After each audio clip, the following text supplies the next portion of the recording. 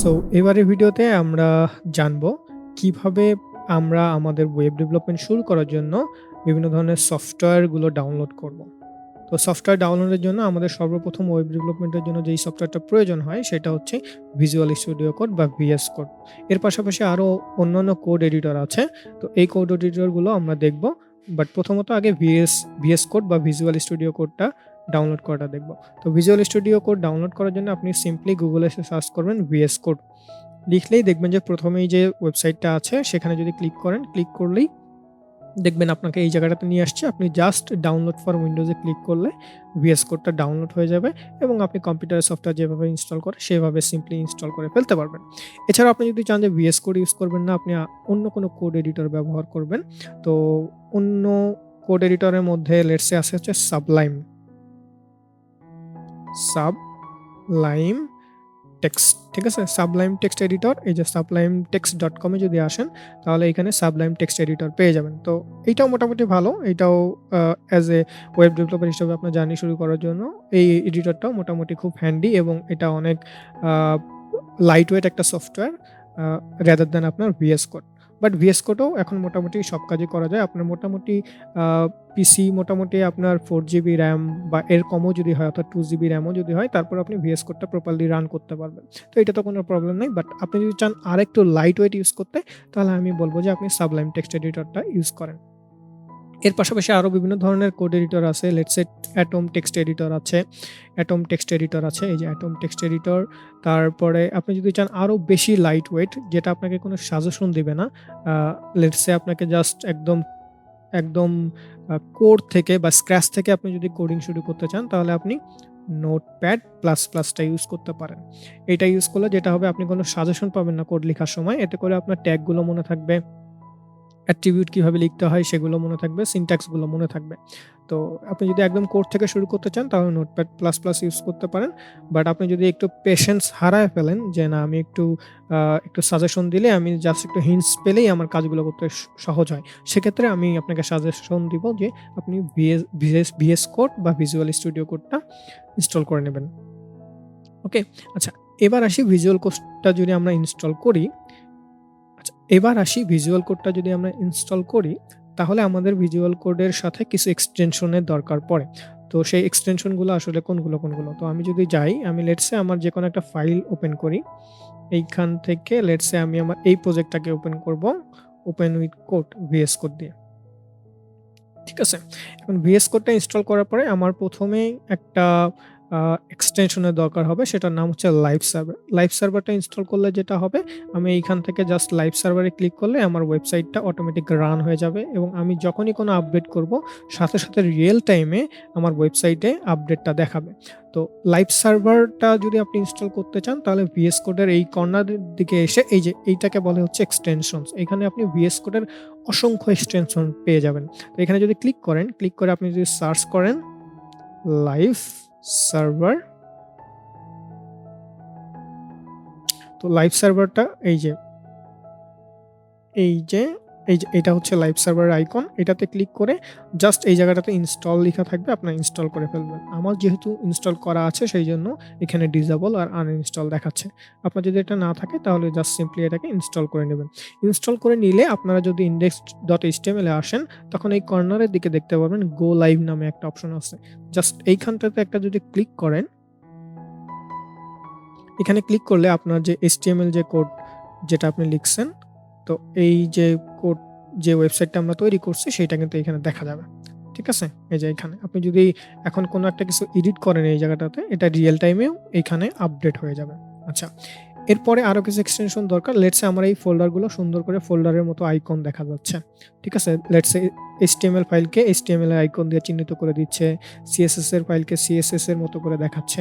তো এরকম আইকন বা ফোল্ডারগুলোকে যদি আপনি সুন্দরভাবে এভাবে অর্গানাইজ ওয়েতে দেখতে চান, তাহলে আপনার যেটা লাগবে সেটার নাম হচ্ছে আ ম্যাটেরিয়াল, এই যে ম্যাটেরিয়াল আইকন। ঠিক আছে? ম্যাটেরিয়াল আইকন থিম, এটাকে যদি জাস্ট সিম্পলি ইনস্টল করে নেন এবং আপনি এটার জন্য সেট ফাইল আইকন থিমটাকে চুজ করে নিলে আপনি দেখবেন আপনার ফাইলগুলোর এই যে সাথে এরকম একটা সুন্দর আইকন পাবেন এবং এটা দেখতে এবং আপনার বুঝতেও সুবিধা হবে যে আপনি কোন ফোল্ডারের ভিতরে আছেন, কোন ফোল্ডারের ভিতর থেকে আপনি কোন ফাইলটাকে অ্যাক্সেস করতে চাচ্ছেন। সো এর পাশাপাশি আপনি যদি চান যে আরেকটা খুব ইম্পোর্টেন্ট একটা এক্সটেনশন, যে এক্সটেনশনটার নাম হচ্ছে পিটিআর। পিটিআর, এই যে পিটিআর কোড ফরম্যাটার। আমি একটু বানানটা ভুল করেছি।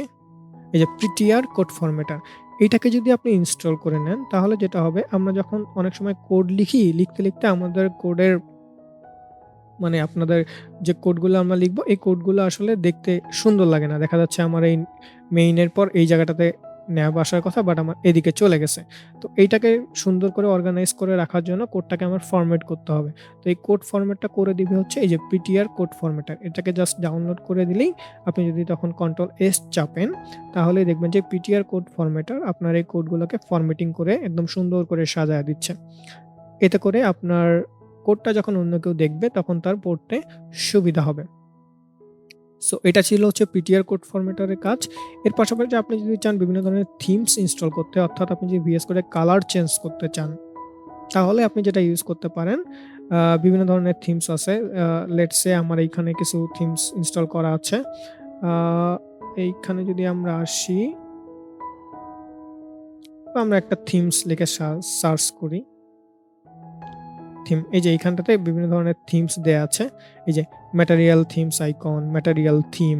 তো এগুলোকে যদি ইনস্টল করেন আপনারা VS কোডে কালারগুলোকে চেঞ্জ করতে পারবেন। লেটস সে আমি যদি এখানে সেটিং এ ক্লিক করি, সেটিং থেকে থিমস, দেন এখান থেকে কালার থিম, দেন এইখানে দেখেন আমার বিভিন্ন ধরনের থিমস দেয়া আছে। তো আমি ধরেন যে এই যে মোনোকাই, এটাকে সিলেক্ট করলাম, দেখেন আমার কালারটা চেঞ্জ হয়ে গেল। লেটস সে আমি অন্য একটা কালারে সুইচ করতে চাচ্ছি। এইখানটাতে আমি এই যে কিম্বি ডার্ক, এটাকে যদি দিই, এই যে কিম্বি ডার্ক। তো আপনি আপনার ইচ্ছামতো যেকোনো একটা কালার চুজ করে নিয়ে কাজ করতে পারেন। ঠিক আছে? এর পাশাপাশি আমরা আরেকটা জিনিস দেখব এই জায়গাটাতে, খুবই ইম্পোর্টেন্ট। লেটস সে আপনার কোডের কোনো একটা জায়গায় প্রবলেম হইছে, বাট আপনি সেই যে কোডটুকু কোথায় প্রবলেম হইছে এইটার প্রবলেম কারো কাছে শেয়ার করতে চাচ্ছেন। তখন আমরা যেটা করি যে এখান থেকে জাস্ট কোডটাকে কপি করে নিয়ে তাকে দিয়ে দেই, এবং এক্ষেত্রে যেটা হয় যে তার বুঝতে কিন্তু এটা অনেক প্রবলেম হয় যে আসলে কোডের স্ট্রাকচারটা ঠিক থাকে না। তো এটার জন্য আমরা নতুন একটা প্লাগইন আছে, সেটার নাম হচ্ছে কোড স্ন্যাপ। এই যে কোড স্ন্যাপ, আরেকটা আছে এই যে কোড স্ন্যাপ। ঠিক আছে? এই কোড স্ন্যাপটা যদি আপনি ইনস্টল করেন তখন যেটা হবে, লেটস সে আমি এই জায়গাটাতে আমার এই কোডটুকুর ভিতরে কোথায় ভুল আমি বুঝতে পারতেছি না। তো আমি জাস্ট এইটুকুকে সিলেক্ট করব। সিলেক্ট করে আমরা এখানে যদি রাইট বাটনে ক্লিক করি, দেন আমরা এখানে একটা অপশন পাবো এই জায়গাটাতে।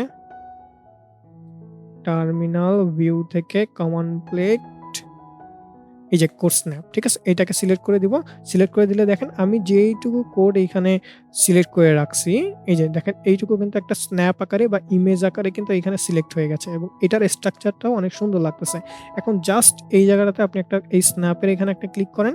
ক্লিক করলে দেখবেন যে এই কোডটুকু স্ন্যাপ হয়ে আপনার এই জায়গাটাতে সেভ হয়ে যাবে।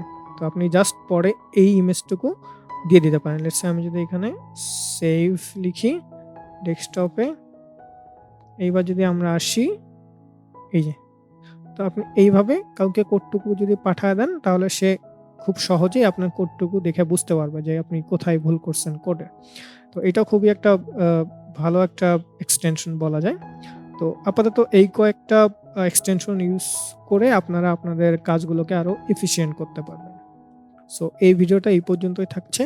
দেখা হচ্ছে পরের ভিডিওতে। Thank you.